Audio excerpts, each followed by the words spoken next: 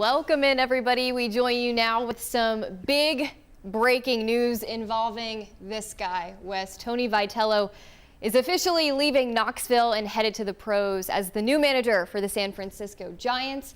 And it was kind of on our radar since last week, Wes, but the news has officially come out.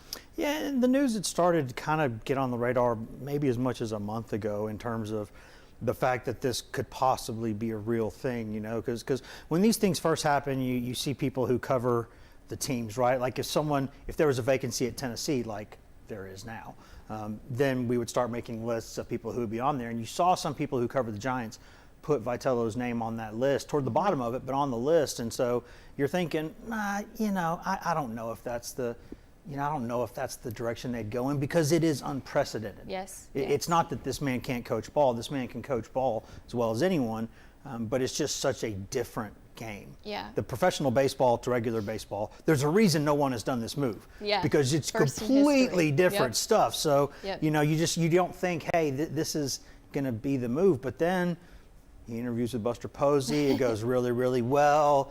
People who cover the Giants say, hey, I think he might be their guy. Yeah. And so you have to start making calls, and then you hear, well, he really might actually be their guy. And so things start to move, and then he's taken 3 or 4 days to make the final decision. And if you're a Tennessee fan, it's not the one you wanted, but this is the decision he made. And like you said, it's never been done before. First MLB manager to make the direct move from college to the pros with no previous MLB experience.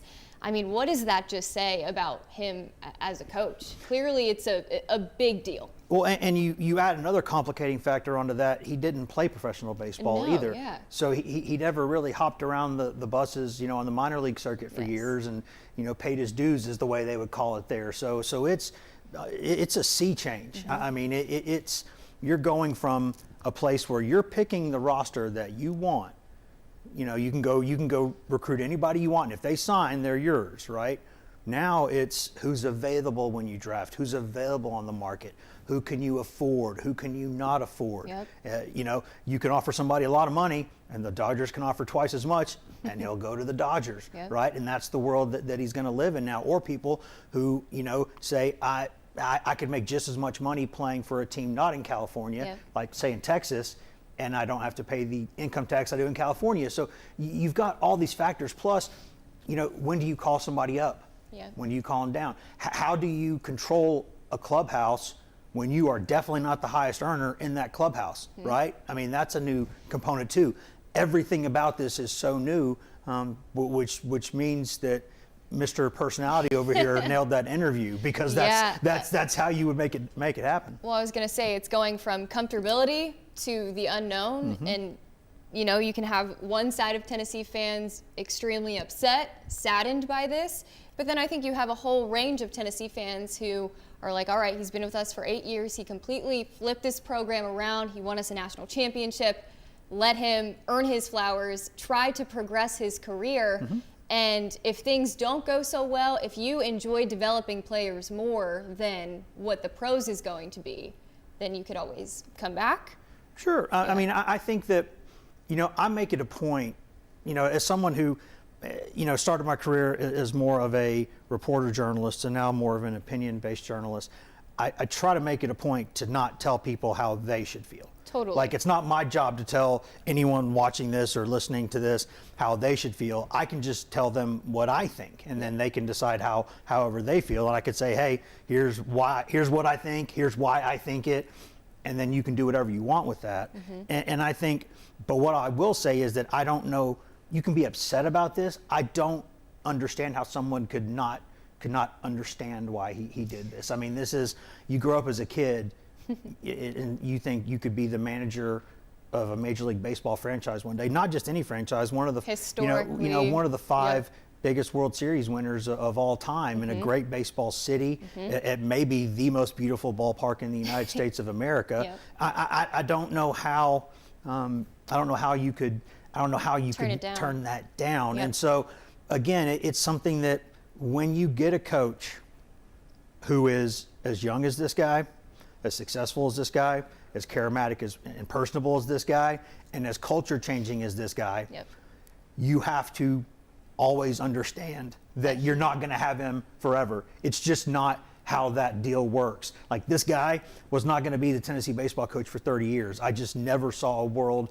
where something like that was going to happen. It's just a matter of someone eventually is going to throw an opportunity at him or so much money at him that he's not going to have much of a choice. And I don't think he was looking to be a Major League Baseball manager. I think that in his mind, you think, well, nobody makes that direct jump, and he doesn't want to go be an assistant coach somewhere to go make that move.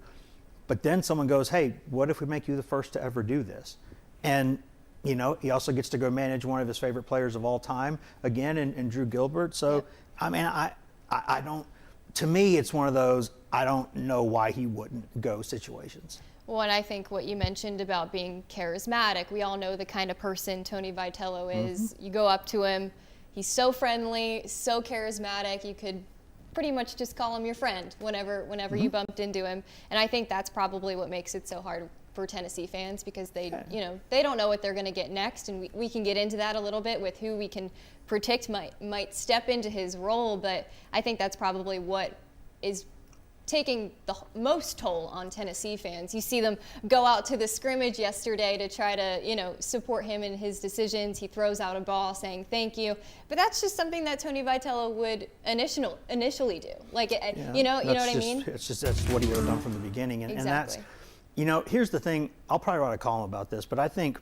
there are, when you're growing up, right, or you're going through life, and say you're in high school, you have your first serious relationship and it doesn't end well, or in college, you have those low moments in life where people say, hey, the worst times never last, right?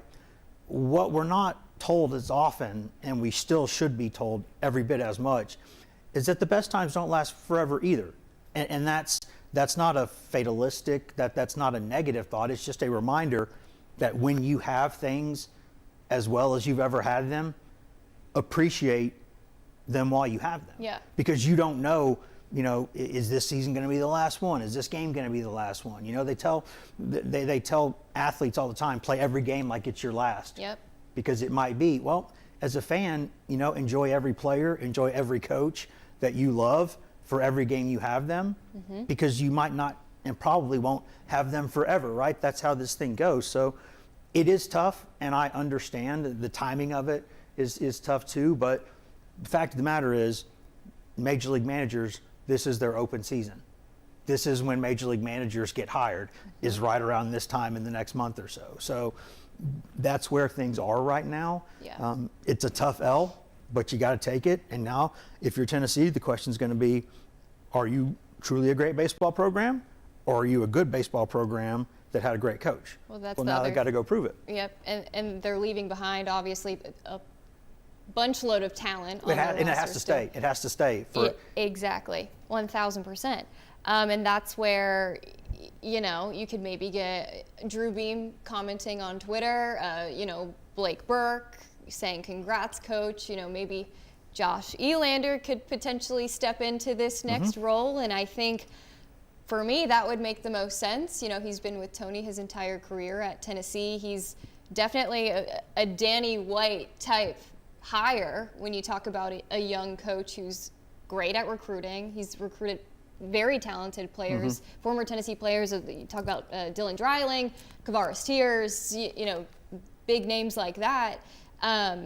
So I feel like that would probably make the most sense in Tennessee's case, to hire internally. Probably, and I think, listen, I mean, this is going to be a Danny White, this is always, you can't really be successful in this business, I think, without some kind of an ego. Now, does it have to be the largest ego in the history of the world? No, it doesn't have to be, but you have to have an ego to do this, and this guy has one. Tennessee's athletic director has one, and he's going to make the decision that he thinks he needs to make, and he's not going to feel the need to explain himself to anybody. That's just how Danny White is wired. So I think, because of the timing of this, and because of my understanding of this situation, is that now for 30 days Tennessee players can enter the portal will be open. But they'd have to sit out a year because of the timing. So so basically, more or less, I don't want to say trapped, but for more or less they are kind of trapped at Tennessee for a season. So but then where it gets super interesting to me is, do we know for sure that Elander wouldn't go with him to be the Giants hitting coach? I don't I don't know that. You know, that's where, now I would think that if Tony Vitello were smart, he would make his next coaching staff, or his first major league coaching staff, a mixture of people he knows and trusts, and then people who have been around Major League Baseball for a long time, who can help guide him through that process. Now, Buster Posey can do it. There's a lot of people with the Giants organization who can do that, but ultimately it's going to probably need to be from the coaching staff too. So assuming that, you know, that Elander doesn't go with them, Frank Anderson doesn't go with him, well then in a perfect world, if you're Tennessee, your answers are right there in front of you. You make Elander the head coach, you make Kivett the associate head coach, you keep Frank Anderson's job as the pitching coach. You know, you know, give Josh Reynolds and those guys a bit of a bump too, and you just keep the thing going. So that, it would probably make the most sense. And the thing that helps Elander is this. You know, Elander is not like as magnetic in front of cameras, obviously, as a lot of other people are. He's just more of a low-key guy. He's got plenty of personality, doesn't show it really in those situations, right? Pulls that head way over there. You can't even see his face. You take a picture, you have to kind of take it from the floor to get his eyes in there. But he likes offense. He likes offense a lot. And Danny White's hires, look at Danny White's hires. What do? They score the ball. In any sport, they score it.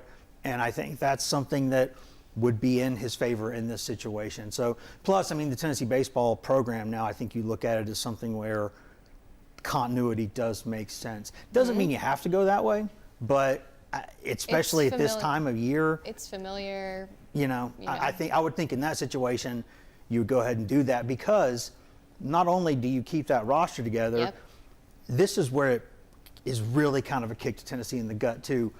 This 2027 class they were building was maybe one of the best classes in the history of college baseball. Absolutely. It was just nothing but top 100 players. Now, the bad news is this guy right here recruited them. The good news is Josh Elander's recruited them just as much. And he recruits every bit as ferociously as Tony Vitello does. And he has connections all over the country like Tony Vitello does. And parents like him a lot. Players like him a lot. And that maybe helps you keep that together. Again, it's just another sense of comfortability. You keep your roster together, you keep the talent together, and at the end of the day, Tennessee fans like to be I feel like comfortable with where they're at in their sports and things like that. So I think that would probably make the most sense, but I did not think that he would potentially maybe steal him. Well, I mean, I don't know that he would or he wouldn't, but I think that, I mean, you know, the other question, and this is something that, I mean, you would say this is getting into the weeds. I don't think it is. Is Quentin Eberhardt going to go with him? Because Quentin Eberhardt is the secret sauce to what Tennessee baseball has done, because you have to recruit. If you want 105-mile-an-hour fastballs and 480-foot home runs, you got to go get talent, but you got to put muscle on that talent. And you have to develop that talent, and you have to mentally and physically develop that talent. And that's what Quentin Eberhardt's done. So, you know, people forget Quentin Eberhardt came with Tony Vitello to Tennessee. He leaves Tennessee for a year, goes to the Chicago Cubs, and then decides, no, wait, I like college baseball better. So he goes back. Then he wants to work with Tony again. So he leaves. He was the top strength coach for the Chicago Cubs, and he left to go be with this guy. Is he going to go with this guy to San Francisco now, or is he going to stay? That's where all these things become a factor. Or is it a matter of, I like this better than this? I feel more comfortable developing players over here as opposed to not being. Obviously, you're still involved, but when you're taking players from the high school level to the college level, that is a big, you're talking about kids who are already still 18 years old. You're developing young teenagers, and now you could be potentially working with guys who are closer in age to that. So I do think it's a matter of, yes, if I never would have gotten this opportunity and I didn't take it, then I'd question what it would be like. And I would question if I ever took the job. But at the end of the day, I'm Tony Vitello, and I can probably come back to college baseball whenever I wanted to, if this does not work out and I don't enjoy this more. Oh, I think there's no question. I mean, let's be honest. Tony Vitello could go to the Giants. He could coach there for 2 seasons. He could win 60 games in each of those 2 seasons. And then he could still go to any college job that he wanted. And there would be just about any college baseball program in America would fire its head coach to bring this guy in. So it's not like there's nothing in life that is a no-risk situation. Because if this is the college job that he wants to be at the most, well, there's no guarantee that whoever's going to replace him is probably going to get a really talented roster, a glistening, beautiful new ballpark that this guy had built, and so it's a gold mine, right? And so that job they might win so much that job's not available in 2 or 3 or 4 years whenever he becomes goes back to the college level, if he does that. So then he would go somewhere else, and then you've got one of those situations like with Nick Saban when he leaves LSU to go to the Dolphins. Doesn't work out there. He's not happy. He's not winning. He goes to Alabama, and the rest is history. Yep. But even if something like that happens, this guy's a Tennessee legend no matter what. Exactly. I mean, you can't. I don't know. You cannot like that he made this move, but you can't not be happy. For I him. don't think you can. I don't think you can at least fail to understand why he did it. Yeah, I mean, I definitely understand the side of things where you're saddened because of how awesome of a human he is and how great of a coach he is and what he's done for the program. But at the same time, obviously, I'm not a Tennessee fan. We cover it. It's hard to put yourself out of that box and to put yourself into their perspective. But outside of reality, I mean, you talk about this job. I mean, it is just, who wouldn't want to coach the job? You know what I mean? Like you kind of take yourself out of that bubble and you're like, wow, this is an incredible opportunity. Yeah, again, and I said this for the past week or so, this is not the Miami Marlins, it's not the Pittsburgh Pirates, it's not the Colorado Rockies, this is the San Francisco Giants. Yeah. I mean, they're one of the few organizations, I think, in baseball that you leave this country and you put that hat on, people have an idea what that hat is. And that's what kind of a franchise you're talking there. And one of the, they're one of the few teams, really one of the few baseball teams in Major League Baseball that when they play on the road, they usually have a fair amount of fans wherever they are on the road, even East Coast, Midwest, wherever. And it again, I said this before, I've been to, I think, 20 or more of the Major League ballparks, and the view from this one that he's going to, it's magnificent. But I think there is no way around saying that if you're a Tennessee fan, it hurts. It's supposed to hurt. It stinks, yeah. It's supposed to hurt. Absolutely. Everyone feels your pain on this. You have something like this and then you don't have it. Yes, it's going to hurt. And it's quick. It happens so fast. Also in the middle of football season, you got so many other things to worry about. And obviously this is an interesting time for him to leave. And I would say the biggest thing is, well, one of the biggest things, there's a lot of biggest things here. I think if you're a Tennessee fan, one word to the wise, I would suggest, whoever replaces this guy, maybe don't try to compare them to this guy. Because you might find somebody who has this much personality. You might find somebody who wins this much.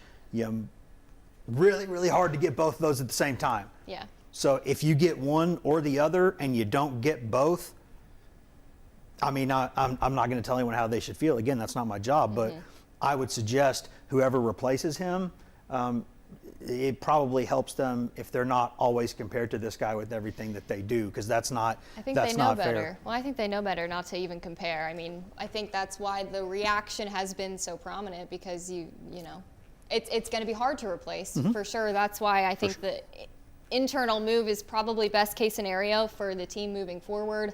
Comfortability, familiarity, it's just all there with Elander. So, I mean, we shall see what happens next. Do you have any final thoughts, Wes? No, I mean, I think I'll start with or end with what I started with and just say that it's one of those things that just appreciate what you have while you have it, because there's no guarantee that you'll have it that long. There's no guarantee that you'll have it forever. And, it's this guy, the way this guy operates, I've covered this guy for a number of years now. You're either, in his mind, you're either on his side or you ain't. And if you ain't, you're an enemy. And if you are, he loves you forever. That's what he said after the national championship. I mean, Tennessee, you're either with us or you're not. And he, in his mind, is still a Vol for life, because he's going to the major league level. And if you let him continue, if you continue to show this man love, he will probably continue to help you in ways that you may not even see. Some you will see. He'll still wear your gear. Yep. He'll still wear your hats. He'll still show up for press conferences wearing Tennessee gear. I guarantee you that he will. I guarantee you. Why do you think this decision had to have been so hard for him? I guarantee you that he will continue to be an ambassador for the University of Tennessee 1,000%. while especially if you hire some of his guys to keep the job there, because then you'll show loyalty to him, in which case he always repays that loyalty. So again, Tennessee doesn't need to do that. It can do whatever it wants. But if it keeps some of his guys here, if it keeps good relationships with him, then I think you'll see he'll continue to be an ambassador for Tennessee, and he'll continue to help the program in a lot of ways. And also, just, we know that he was torn. Obviously, this is a big decision to make, let alone just like not really even having someone to, obviously he can talk to the people around him, but you know, and his family and things like that, but really he's making this decision on his own. This is for his future, how he wants to progress in his career. You have to imagine that this decision had to have been so extremely hard. And I think that's what Tennessee fans need to also understand, is that there's a reason why he was split 50-50. You know, there's a reason why he maybe didn't want to take the gamble, because he knows how much he loves it here. He's so familiar here. He's done great things here. You see how involved he is in the community, what he's done for his players, his coaches around him, the people of Tennessee. People love him. So I think that is just why it is definitely heartbreaking. It's a massive loss. And I think that is why this man right here had such a difficult decision to make. He did. I mean, you know, I think, and I said this a couple times over the past few days and weeks, that there's a lot. I cannot think of a coach who wouldn't say yes to this deal.